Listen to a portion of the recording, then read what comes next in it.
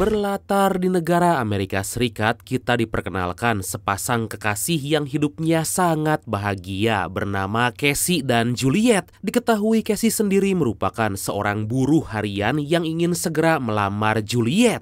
Aduh. I love you. We should move in together. Tapi di suatu hari sangat disayangkan kebahagiaan mereka berdua seketika sirna karena Juliet mengidap gagal ginjal. Atas hal itulah demi menyelamatkan hidupnya, Juliet harus melakukan operasi yang harganya sangat mahal.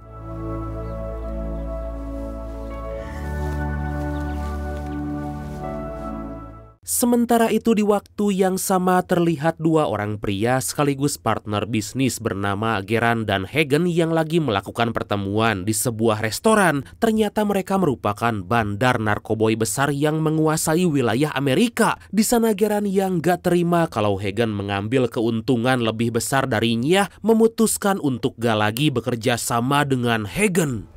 You could never be an equal partner with me. Dan inilah Collide.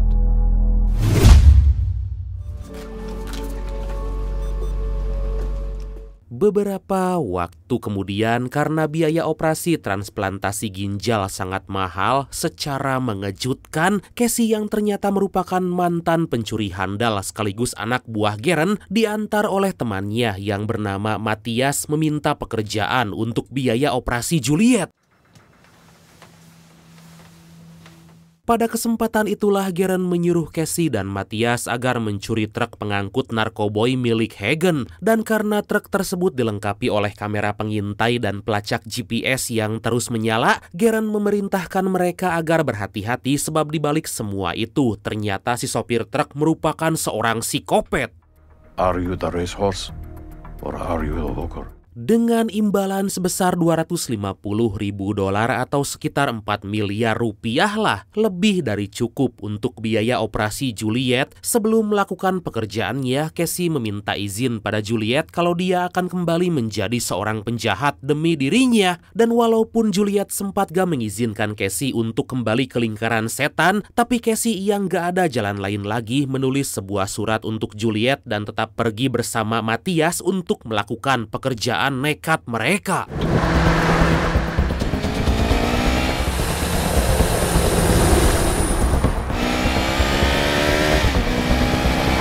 Singkat cerita, setelah berada di lokasi, Casey dan Matthias langsung melancarkan rencana yang telah mereka buat. Di mana sebelum truk pengangkut narkoboy itu datang, Casey dan Matthias membuat seolah-olah lagi terjadi sebuah kecelakaan. Dan benar aja muncul truk pengangkut narkoboy yang dikemudikan oleh, kita sebut Opik aja lah ya kayak biasa, berhenti di depan Matthias. Merasa ada hal yang gak wajar, Opik yang tahu semua ini jebakan pun menembaki Matthias.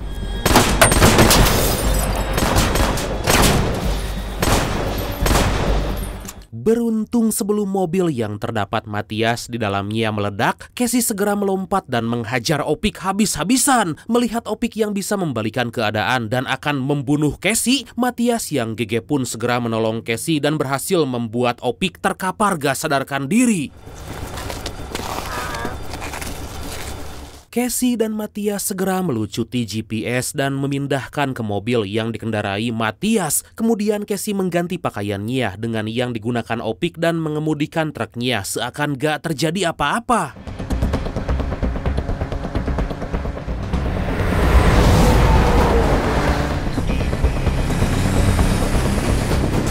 Beberapa jam kemudian, salah satu anak buah Hagen yang bernama Mirko baru sadar kalau truk mereka udah diambil alih oleh Casey. Hal itu bisa diketahui dari ceceran darah yang mengalir di dagu Casey. Mirko pun memerintahkan beberapa pasukannya agar menghadang laju mobil truk yang dikemudikan Casey hingga kemudian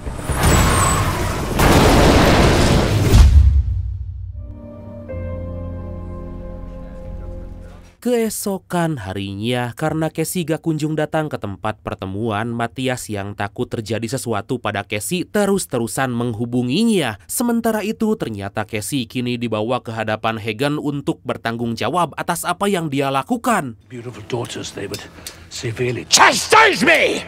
Di sini Casey menjelaskan kalau semua aksinya itu dia lakukan sendirian dan atas kemauan sendiri, bukan suruhan orang lain. Hagen yang gak percaya dengan perkataan Casey pun mengatakan kalau dia akan mengancam keselamatan Juliet. Dan ternyata Hagen tahu nama Juliet dari gelang rumah sakit tempat Juliet dirawat yang dipakai oleh Casey.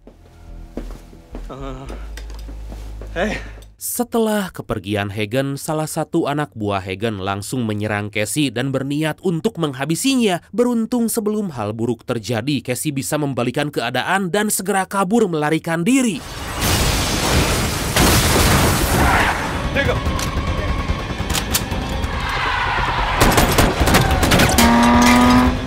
Terjadi aksi kejar-kejaran yang begitu epik yang mana Casey harus berjuang sekuat tenaga untuk bisa kabur dari kejaran para anak buah Hagen. Saat mereka melewati pemukiman warga, para polisi yang melihat aksi mereka segera menggaspol mobilnya.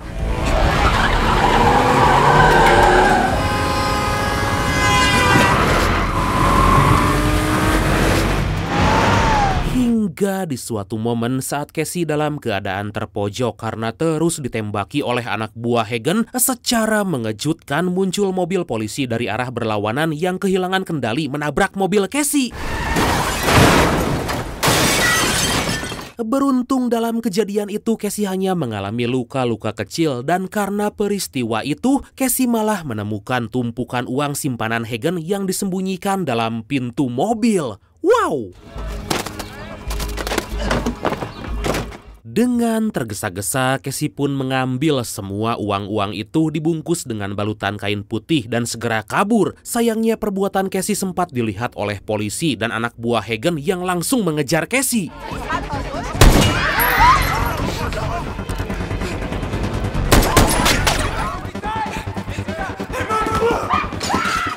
Dalam aksinya ini, Casey mencari berbagai cara dan celah agar dia bisa lepas dari kejaran para anak buah Hagen dan polisi. Untungnya saat terdesak, Casey yang melihat sebuah mobil terparkir di hadapannya langsung mencuri mobil itu.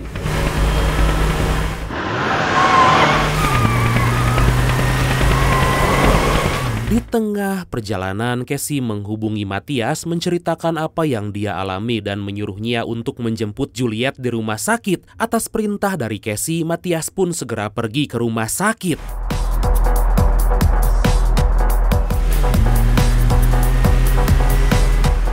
Tapi sangat disayangkan, di rumah sakit tampaknya para anak buah Hagen berhasil terlebih dulu mendahului Matias dan berhasil menculik Juliet. Tanpa menunggu waktu lama, Hagen pun menghubungi Casey menyuruhnya agar menyerahkan semua uang yang dia curi di sebuah apartemen bernomor 12B.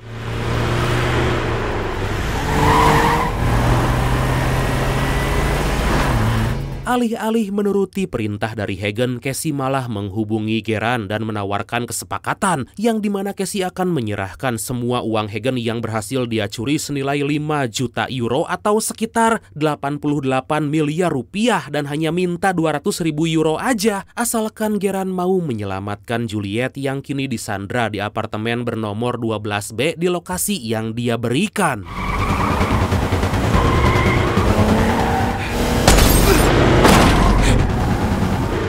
Setelah mengakhiri panggilan tersebut secara mengejutkan, beberapa anak buah Hagen datang menyerang Casey secara membabi buta. Casey yang ketar-ketir pun berusaha keras agar bisa melarikan diri dari para anak buah Hagen.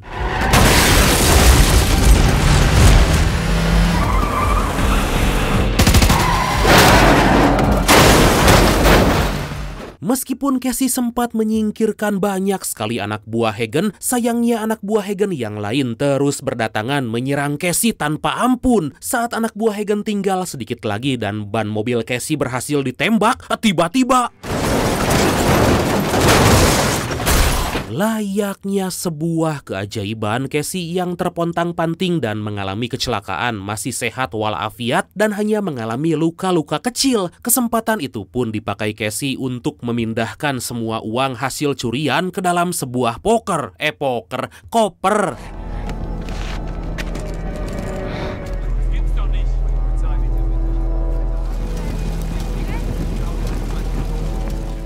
Walau Casey sempat dimaki-maki dan dimarahi oleh para warga karena akibat Casey lalu lintas menjadi kacau dengan watadosnya alias wajah tanpa dosa, Casey yang udah capek mencuri sebuah mobil berjenis Mercedes-Benz SLS IMG GT Roadster dan segera pergi dari tempat itu.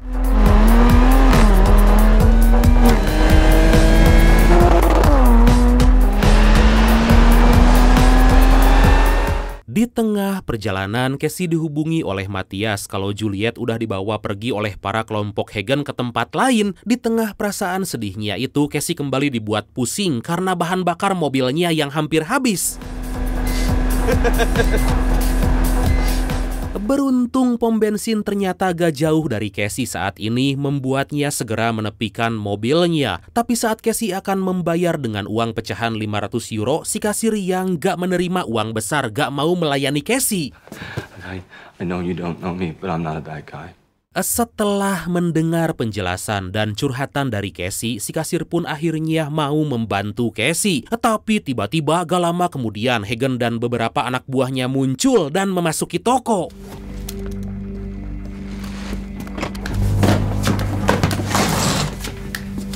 Melihat situasi yang gak beres, rekan si kasir yang disebut Lone Wolf ini langsung menodongkan senjata ke arah Hagen. Bukannya segera pergi dari tempat itu setelah mendapat semua uang yang diambil Casey, Hagen malah menembak Lone Wolf. Di hadapan Casey yang udah gak berdaya, Hagen berkata kalau dia akan menghabisi Casey dan juga Juliet. Untung aja Lone Wolf yang kuat kembali bangkit dan menyerang kelompok Hagen.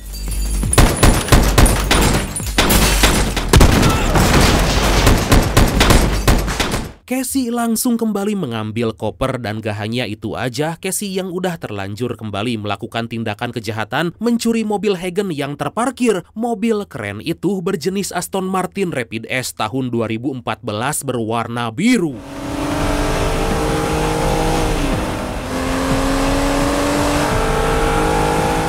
Di tengah kegelisahannya, Casey dihubungi oleh Geran yang mengatakan kalau kelompoknya berhasil menyelamatkan Juliet. Dan karena tugasnya telah selesai, Geran menyuruh Casey untuk pergi ke sebuah tempat pacuan kuda.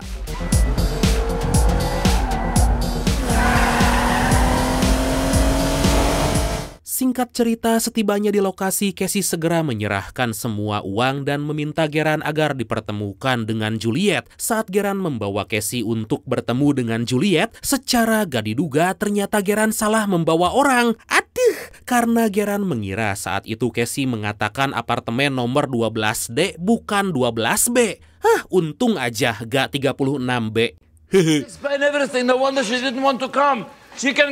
Dikarenakan tindakan Geran yang bisa mengancam keselamatan Juliet, Casey pun kesal dan berniat untuk melawan Geran. Geran yang emosi dan merasa diremehkan pun malah akan membunuh Casey. Tapi tiba-tiba Mirko yang selama ini membuntuti Casey datang menembak Geran dan anak buahnya. Casey yang gak berkutik pun disiksa habis-habisan oleh Mirko sembari diikat di sebuah tempat penggilingan rumput. Saat Casey akan dieksekusi oleh Mirko karena gak mau memberitahukan di mana uang Hagen yang berhasil dia curi, Casey yang hebat bisa membalikan keadaan dan melumpuhkan Mirko.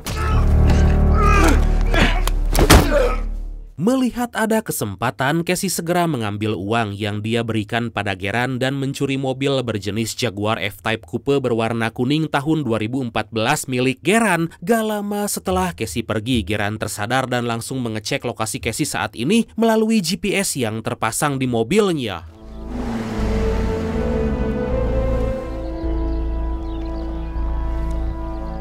Karena udah gak ada jalan lain lagi, Casey pun melakukan pertemuan dengan Hagen di sebuah tempat yang telah mereka sepakati. Setibanya di sana, tanpa basa-basi, Casey menyerahkan semua uang simpanan Hagen dan berhasil bertemu dengan Juliet.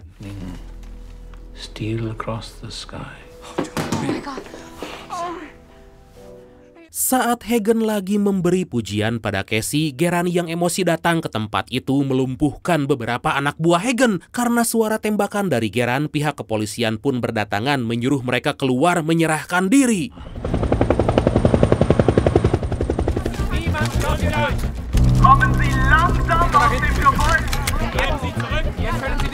Disitulah tanpa memperdulikan para kepolisian, Geran mengatakan alasannya mengapa menyuruh Casey untuk melakukan aksi pencurian. Setelah mendengar semua unek-unek Geran, Hagen yang berniat untuk menembak Geran dibuat kaget oleh serangan dari polisi.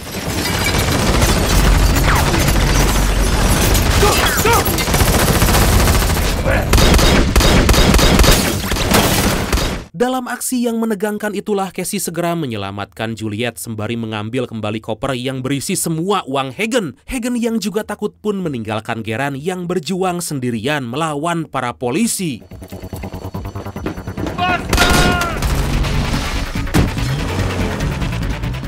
Melihat Casey dan Juliet kabur dengan membawa uang milik si bos, Mirko yang pantang menyerah terus membuntuti mengikuti mereka berdua. Hingga setibanya mereka di stasiun kereta api, Casey menyuruh Juliet untuk mengambil koper tersebut dan pergi sejauh mungkin.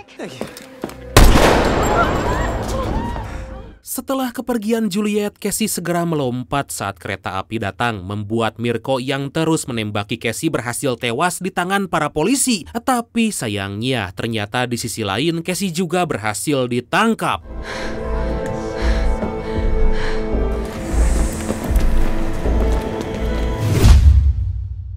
Di ruangan interogasi di hadapan kapten kepolisian yang bernama Carl, Casey berkata kalau dia ingin membuat sebuah kesepakatan. Secara mengejutkan, ternyata truk narkoboy yang telah kembali, Geran hanya mendapatkan sebuah truk kosong karena sebelumnya Casey dan Matthias udah berjaga-jaga demi keselamatan mereka menukarkan kontainernya.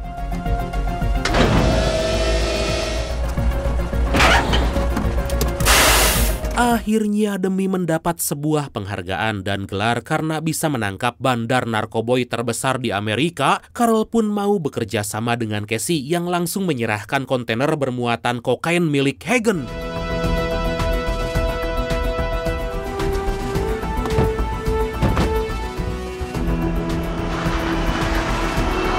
Beberapa waktu kemudian terlihat Matthias yang lagi bekerja dikirimi sebuah paket oleh Casey yang ternyata merupakan uang bagian hasil kerja kerasnya selama ini. Sementara itu di tempat lain, Casey yang udah bebas karena bisa bekerja sama dengan polisi, kini bisa melunasi pembayaran untuk biaya operasi yang akan dilakukan Juliet. Dan akhirnya film ini pun